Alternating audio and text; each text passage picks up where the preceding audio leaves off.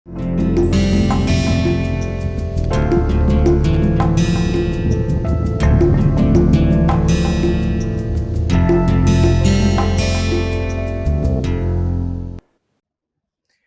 तक हम price elasticity of demand को अच्छी तरह से समझ चुके हैं।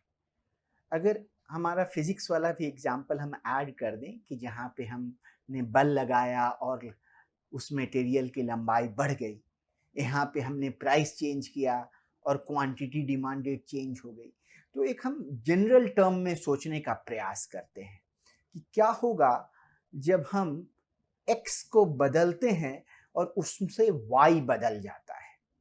चूंकि हम यहाँ प्रोपोर्शन के तौर पे देख रहे हैं तो हम देखेंगे कि एक प्रोपोर्शनल चेंज x में लाने से y में क्या प्रोपोर्शनल चेंज होता है। तो इसको हम लिखें, ऐसे लिखते हैं, इलास्टिसिटी वाला ही सिंबल यूज कर रहे हैं, इससे भ्रमित ना हो। हम ये लिखें कि हम x में एक प्रोपोर्शनल चेंज ला रहे हैं, है ना, और उससे y में एक प्रोपोर्शनल चेंज आ गया। यहाँ पे हम y लिख दें, यहाँ पे हम x लिख दें। इसको हम ऐसे भी लिख सकते हैं कि percentage change in y due to percentage change in x। इसको हम कह सकते हैं x elasticity of y, x elasticity of y। अभी तक हमने देखा कि x की जगह पे हम प्राइस यूज कर लिए और y की जगह पे हम लोग क्वांटिटी डिमांडेड यूज कर लिए, है ना। और इस केस में जब हम प्राइस इलास्टिसिटी ऑफ मतलब क्वांटिटी डिमांडेड है तो उसको यहाँ पे हम डिमांड लिख दिए। तो जब हम प्राइस इलास्टिसिटी ऑफ डिमांड लिख रहे थे तो हमने सिंबल सिर्फ एप्सिलॉन और ई रखा था। किसी किसी बुक में आप ई भी देखेंगे, ई रखा था। अब चूंकि हम प्राइस की जगह और भी भिन्न चीजें ले सकते हैं, क्वांटिटी डिमांडेड की जगह हम क्वांटिटी सप्लाइड ले सकते हैं, तो हम तरह तरह के डिफरेंट इलास्टिसिटी कैलकुलेट कर सकते हैं। आइए पहले हम लोग डिमांड साइड में ही कुछ और इलास्टिसिटी को देखें। सो पहला है इनकम इलास्टिसिटी ऑफ डिमांड। ठीक है, इसको हम लोग हिंदी में कह सकते हैं मांग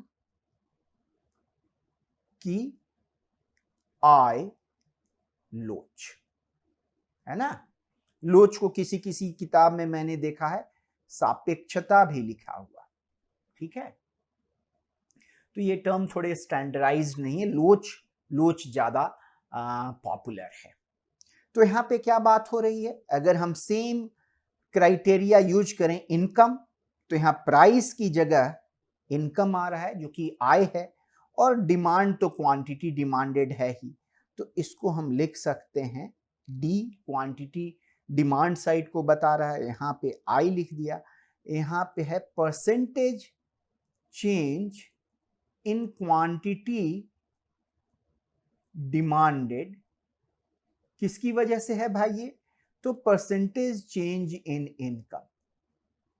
मतलब आपकी आय बढ़ रही है तो आपका उस वस्तु का डिमांड क्वांटिटी डिमांडेड कैसे बदल रहा है, उसी को ये अध्ययन करने का प्रयास कर रहा है। मान लीजिए इनकम आपका 5% बढ़ गया, 5% इनकम में बढ़ोतरी हुई और उसकी वजह से आप 10% ज्यादा सामान खरीदने लगे, तो निसंदेह ही आपका इनकम इलास्टिसिटी ऑफ डिमांड जो है वो 2 हो जाएगा, है ना। अगर 5% इनकम बढ़ने से आपकी क्वांटिटी डिमांडेड इस वस्तु की खरीदी जाने वाली मात्रा 2.5% ही बढ़ती, तो इस केस में इनकम इलास्टिसिटी ऑफ डिमांड जो है सो हाफ हो जाता। एक चीज आप नोटिस करेंगे कि यहाँ पे हमने न प्लस साइन लगाया है न निगेटिव साइन लगाया है, कोई साइन नहीं है। क्यों?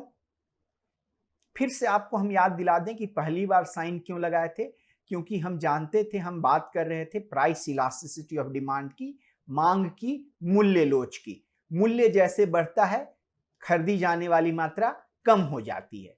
हम चाहते थे कि इलास्टिसिटी एक पॉजिटिव नंबर हो, लोच एक पॉजिटिव नंबर हो। निगेटिव डिमांड साइड की बात हो रही है, उसको बता रहा था, तो हमने एक निगेटिव साइन लगा दिया था।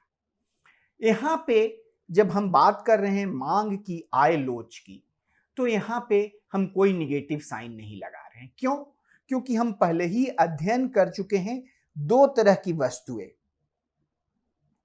एक थी सामान्य, जिसको इंग्लिश में हम लोगों ने नॉर्मल गुड कहा था, ठीक है, और दूसरी वस्तु जो थी उसको हमने घटिया वस्तु कहा था। सामान्य को नॉर्मल गुड और दूसरा घटिया या निम्न कोटि का वस्तु इंफीरियर गुड कहा था। जब नॉर्मल गुड था, इनकम बढ़ने से क्वांटिटी डिमांडेड बढ़ रही थी। जब इंफीरियर गुड था, क्वांटिटी डिमांडेड इनकम बढ़ने से घट रही थी। तो जब हम कैलकुलेट कर रहे हैं, यहां पे ऐसा भी हो सकता है कि 5% इनकम बढ़ा और क्वांटिटी डिमांडेड जो है सो 10% से घट गया। तो यहां पे हमारा प्राइस इलास्टिसिटी ऑफ डिमांड जो है -10 डिवाइडेड बाई 5, जो कि -2 हो जाएगा। ये माइनस साइन यहां पे इंडिकेट करेगा कि जिस क्वांटिटी की बात हो रही है वो एक इंफीरियर गुड है। यहां पे जैसे हमें पॉजिटिव साइन मिला है, यहां पे भी हमें पॉजिटिव साइन मिला है, तो ये नॉर्मल गुड है। यहां ज्यादा इलास्टिसिटी है, यहां कम इलास्टिसिटी है, बट दोनों ही केस में ये दोनों नॉर्मल गुड हैं। और ये वाला जो है यहां वाला, वो इंफीरियर गुड है। तो इस चीज को क्लियर करने के लिए डेफिनेशन में हमने प्लस या माइनस साइन नहीं लगाया है। तो जैसा हमने देखा कि इनकम बढ़ने से भी क्वांटिटी डिमांडेड बढ़ता या घटता है, उसी तरह से हम एक एग्जांपल ले लेते हैं चाय और कॉफी का। अगर चाय का प्राइस बहुत बढ़ जाए तो कॉफी की जो डिमांड है, क्वांटिटी डिमांडेड है मार्केट में, वो बदल जाएगी। तो हम ये भी अध्ययन कर सकते हैं कि चाय का प्राइस में जो चेंज होता है वो कॉफी के क्वांटिटी डिमांडेड की खरीदी जाने वाली मात्रा को कैसे बदलता है। और इसके लिए जो हम नाम देंगे, इसको हम कहेंगे क्रॉस इलास्टिसिटी ऑफ डिमांड, है ना। हिंदी में इसको कहते हैं मांग की आढ़ी। कुछ किताब में आढ़ी लिखा होता है, कुछ किताबों में तिरछी लिखा होता है, तिरछी लोच। एक वर्ड दोनों हिंदी में लिख रहे हो या इंग्लिश में लिख रहे हो, एक शब्द साइलेंट है, यहाँ पे लिखा नहीं जा रहा है यहाँ पे, इसीलिए मैं दूसरे कलर से लिख रहा हूं कि ये साइलेंट है। प्राइस, आढ़ी, तिरछी, मूल्य यहाँ पे है, मूल्य वर्ड कहा नहीं जा रहा है। तो डेफिनेशन जो हो जाएगा यहाँ पे डी हो जाएगा। बट यहाँ पे हम जो है ना, ये इंडिकेट करेंगे कि सेम चीज का प्राइस नहीं है, ये किसी और चीज का प्राइस है ना। तो हम इसको लिख दें पी डी, इसको लिख दें डी एक्स पी वाई, है ना। किसी और चीज का प्राइस यूज कर रहे हैं, इसको हम पी डी वाई भी लिख सकते हैं और यहाँ पे पी एक्स भी लिख सकते हैं। इतना डिटेल में बार बार लिखा हुआ नहीं होता है, आप ध्यान देंगे तो बार बार संदर्भ से चीजें क्लियर हो जाती हैं। बेसिकली यहाँ पे क्या है कि यहाँ पे क्वांटिटी डिमांडेड जो है, खरीदी जाने वाली मात्रा जो है वो y की बदल रही है ना, y की बदल रही है, और प्राइस जो है ना वो x का चेंज हो रहा है। सो ऊपर में क्या है, ऐसे लिख सकते हैं कि यहाँ पे x अगर चाय है और y कॉफी है, तो ये लिख सकते हैं कि चाय के मूल्य में प्रतिशत बदलाव से कॉफी के खपत में क्या प्रतिशत बदलाव आ रहा है, उसी का अध्ययन ये क्रॉस इलास्टिसिटी ऑफ डिमांड कह रहा है ना। यहां पर भी अगर आप ध्यान देंगे तो ना पॉजिटिव साइन है ना निगेटिव साइन है। हम भाई क्यों पॉजिटिव या निगेटिव साइन नहीं लगा रहे हैं? क्योंकि पॉजिटिव यहां पे वैल्यू पॉजिटिव भी आ सकता है और निगेटिव भी आ सकता है। वो कैसे, आइए देखते हैं।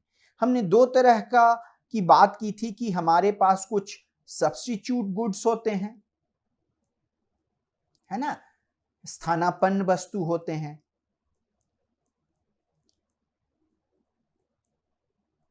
और हमारे पास पूरक वस्तु भी होते हैं, कॉम्प्लीमेंट गुड, पूरक वस्तु, है ना। तो यहां पे अगर प्राइस एक्स और वाई अगर कॉम्प्लीमेंट हैं, तो अगर एक्स का प्राइस बढ़ रहा है तो वाई का कंजम्पशन कम हो जाएगा, क्योंकि वो दोनों कॉम्प्लीमेंट हैं।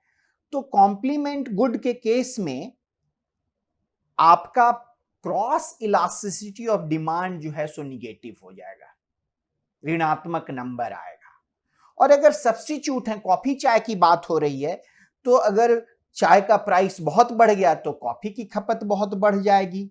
इसको ऐसे लिख लें कि ये बढ़ा तो ये भी बढ़ जाएगा। तो पूरक वस्तु का जब केस होता है, तो जब क्रॉस इलास्टिसिटी ऑफ डिमांड होता है, ये पॉजिटिव होता है। आइए एक टेबल छोटा सा बना ले, उसमें चीजें क्लियर हो जाएगी। Income elasticity of demand and cross elasticity of demand. तो यहां लिख दें इनकम इलास्टिसिटी ऑफ डिमांड,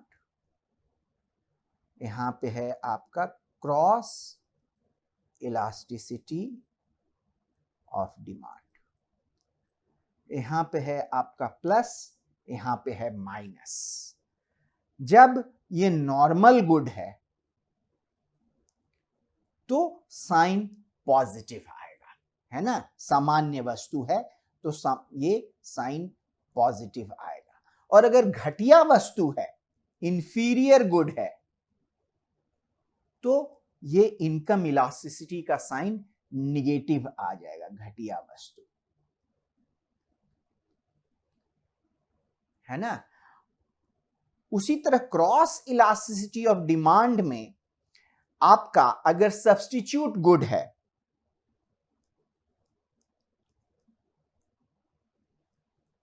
तो क्रॉस इलास्टिसिटी ऑफ डिमांड का मांग की आड़ी या तिरछी लोच का साइन पॉजिटिव आएगा।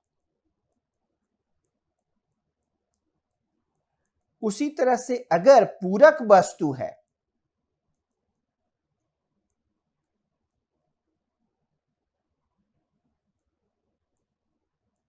तो क्रॉस इलास्टिसिटी ऑफ डिमांड का साइन आपका जो है सो निगेटिव आ जाएगा। तो ये रहा डिस्कशन डिमांड साइड से। इसी तरह से कुछ हम डिस्कशन सप्लाई साइड में भी करते हैं। अभी तक हम बात कर रहे थे कि क्वांटिटी डिमांडेड, मांग की जाने वाली वस्तु में कैसे परिवर्तन आ रहा है, कभी उसके मूल्य की वजह से, कभी उसके मूल्य में परिवर्तन की वजह से, कभी दूसरे वस्तु के मूल्य में परिवर्तन की वजह से, कभी आपके आय में परिवर्तन की वजह से।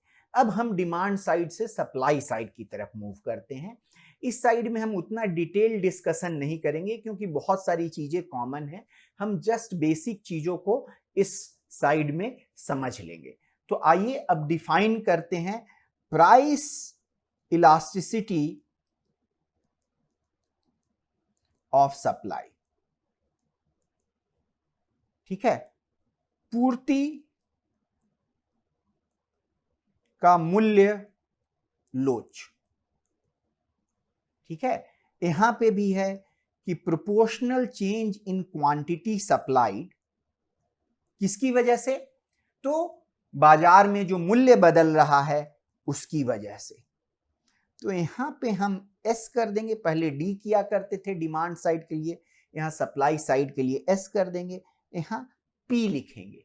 चूंकि पी कॉमन है तो एस का तो प्रयोग करेंगे ही, क्योंकि एस का प्रयोग नहीं करेंगे तो हमें कंफ्यूजन हो जाएगा, कहीं ये डिमांड तो नहीं है। अगर कुछ नहीं लिखा हुआ है तो हम डिमांड ही समझते हैं। यहाँ पे P हम छोड़ भी सकते हैं क्योंकि हमारा तात्पर्य पहले मूल्य से ही होता है। और यहाँ पे भी हम कोई साइन का प्रयोग नहीं कर रहे हैं। क्यों? क्योंकि डिमांड साइड में हमने प्रयोग किया था कि हम लोच को पॉजिटिव धनात्मक बनाना चाहते हैं। यहाँ तो भाई आप अगर देखें तो सप्लाई जो है सो अपवर्ड स्लोपिंग कर्व है। अगर प्राइस बढ़ता है तो क्वांटिटी बढ़ेगा ही, तो इसलिए यहां हमें निगेटिव साइन देने की जरूरत नहीं है। एक एग्जांपल ले लें कि अगर मूल्य बाजार में 1% बढ़ जाता है और क्वांटिटी सप्लाइड 2% बढ़ता है तो हमारा प्राइस इलास्टिसिटी ऑफ सप्लाई जो है सो 2 हो जाएगा। आइए यहाँ पे एक दूसरे तरीके से इसको समझते हैं कि दो डिफरेंट वस्तुओं के सप्लाई की बात हो रही है और दोनों यहीं पे हैं, इसी बिंदु पे, है ना।